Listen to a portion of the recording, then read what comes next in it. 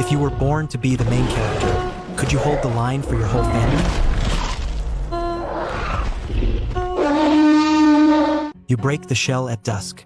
You stand up, open your eyes, and the first thing you ever see is a shadow taller than the trees. It's your mother. She doesn't roar. She just lowers her head and breathes on you warm. And before you understand anything else in the world, you understand this. You're hers. For a while, the world is simple. She hunts. You watch. She drags down a small Edmontosaurus, opens it up, and you learn where a body comes apart. You're fast.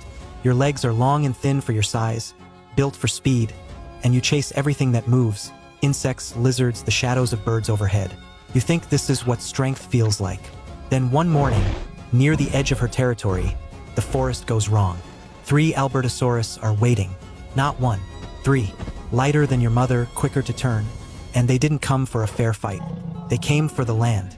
They cut in from the angles she can't cover at once. And she has no choice but to meet them head on. They circle her, light on their feet. They don't bet everything on one killing bite. They chip at her, attack after attack, stacking the odds a little at a time. One of them gets careless and she catches its thigh. The pain drops it to one knee, and all it can do is turn its head and scream at her. She brings one down at last, but by then her flank is torn wide open. The other 2 rush to their fallen packmate and drive her back with sheer noise. Back off the kill, she's still burning to finish. She stops chasing. She limps home. She finds a flat stretch of ground and lies down. And that wound means one thing. For a long time now, she will not hunt again.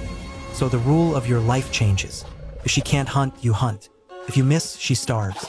You barely reach her knee, and the weight of the whole family is already on you. You head out, and you find a young Edmontosaurus stuck in soft mud. You wait for your moment, you rush in, and you bite down. And right here, you learn the first hard truth about your own body. The skin opens, the muscle tears, but the bone doesn't break. This isn't the adult jaw everyone pictures. At your age, your teeth are blades. They slice, they don't crush. You can't end a fight in a single bite, so you stop trying to hold on. You change it up, cut, let go, cut again, and you wear it down. You drag that first real meal all the way back through the trees and lay it down in front of her. That's the day you stop being a child. For one whole season, it almost works. You can't see much in the deep brush, but you don't need to. Your nose does the seeing for you. The part of your brain built for smell is enormous, and blood carries for miles. So you follow it. The smell of water, the smell of carcasses, the smell of prey that never knows you're close. But blood carries both ways, and the Albertosaurus find you. They come the way they came for your mother, from 3 sides at once. You're small. You're alone. You are exactly the kind of thing they hunt best. One of them clamps onto your tail. You whip around to bite back, and there's nothing there. And that's the moment your thin, fast legs save your life. You can't outfight them, but you can outrun them. You go straight into the trees, where your speed counts and their teeth can't reach anything that matters. You're bleeding and you can't stop, so you just keep running. And in the end, you live. And then you make the choice that decides everything.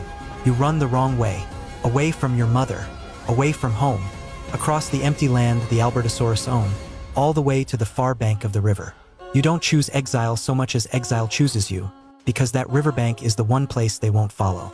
Out there, no one's watching to decide whether you deserve a throne. You just grow up, alone. And this is the part about your kind that nobody sees coming. You don't grow slowly. In your teenage years, your body goes off like a bomb. You pack on weight faster than almost anything that has ever walked this land. 1/2 ton in a single year. The thin, fast legs thicken. The blade teeth loosen, fall out, and what grows back are thick-rooted bone crushers, wide as bananas at the root. Your jaw isn't for cutting anymore. It's for ending things. By the time you're full-grown, you're 13 meters of predator, and a predator that was never supposed to be king. So you turn around and you start walking home. That empty land between exile and home is still theirs. You don't sneak. You walk straight in. And the first Albertosaurus that comes to run you off understands, the instant it sees you, that everything has changed. It's fast, it turns well, better than you ever will, because a body this heavy can't spin on a dime.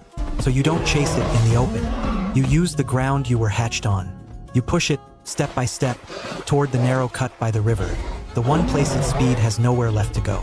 And when it finally has to commit to one direction to run, you're already standing there. You bite for its skull, and there is nothing fair about it. All that force, driven through that full row of bone-crushing teeth, skin, muscle, and bone give way all at once. It never gets a second chance to struggle. You cut through them one by one, the same way years ago they came at you one by one. The last Albertosaurus faces you in pure terror. It's old now. It's the one that tore open your mother's flank all those years ago. It turns to run into the very trees where you once learned to survive. But this time, the trees are yours. And this time, it doesn't make it to the far side. You come back to the territory where you hatched. Your mother is still there. Older, slower, her eyes almost gone, but alive. She's alive because years ago, a hatchling learned how to feed her. You lie down beside her in the last of the light. And somewhere in that long dusk, her breathing simply stops. She doesn't fall in a fight. She grows old on her own land, guarded to the very end. By morning, the territory answers to you. A family that was never meant to rule spent one broken generation clawing its way to the top of North America, and then came home to hold the one patch of ground it started from.